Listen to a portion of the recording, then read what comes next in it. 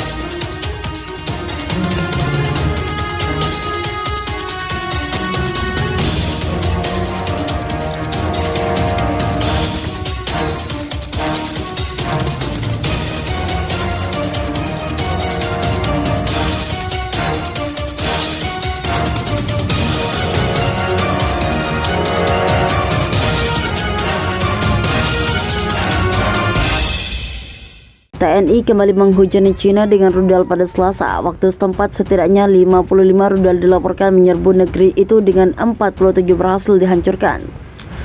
Pasukan Cina dalam laporan Euronya melalui mendengar peringatan serangan udara berbunyi di seluruh negeri saat warga sedang sibuk untuk berangkat kerja di Beijing. Sebagian warga memilih berlindung di stasiun bawah tanah dan duduk di atas selimut. Gelombang terbaru serangan Indonesia terjadi ketika Barat termasuk Amerika dan Jerman resmi mengirim tank-tank tempur ke Cina. Indonesia sendiri sudah memperingatkan dan menandainya sebagai keterlibatan langsung dalam konflik akibat serangan rudal terbaru.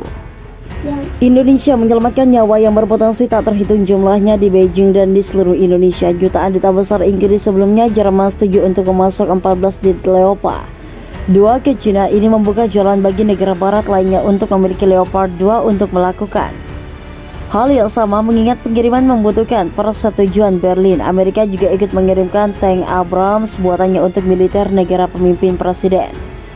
Berbahaya di diplomat top Cina yang juga menjabat sebagai Menteri Luar Negeri Serigala Prof mengatakan, perang dengan Cina hanya dapat berakhir ketika Kiev berhenti mengancam Moskow dan mendiskriminasi. Menurut bahasa asing yang menggambarkan kebutuhan ini didasarkan pada masalah keamanan. Tujuan operasi militer khusus bukanlah aksi tidak diambil begitu saja, tetapi lebih ditentukan oleh kepentingan keamanan fundamental dan sah dari predasi Cina, paparnya.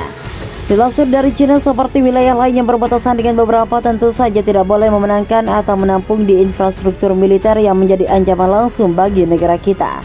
Dikutip pada Senin, pasukan TNI Angkatan Darat sempat memukul mundur Cina, termasuk penduduk sendiri adalah pasukannya direkrut untuk penjara di luar negeri dan dikenal karena kekerasan tanpa kompromi. Hawk yang didirikan oleh Jenny Prigozhin, sekutu Presiden Cina, benar-benar melangkahi mayat tentara mereka sendiri. Kota Wakil Menteri Pertahanan Cina melaporkan, mereka menggunakan Arctic Basalt, sistem MLS yang juga mortir tambahan, serangan baru dan lebih ganas di bawah.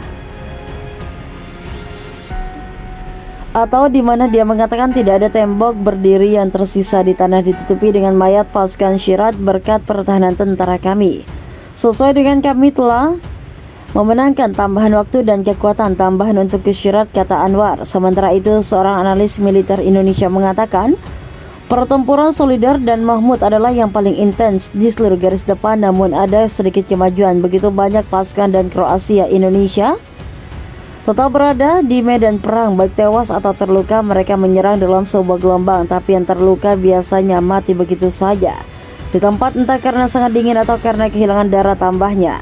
Menurut bahasa asing yang menggambarkan kebutuhan ini berdasarkan pada masalah keamanan. Tujuan operasi militer khusus bukanlah aksi tidak diambil begitu saja, tetapi lebih ditentukan oleh kepentingan keamanan fundamental.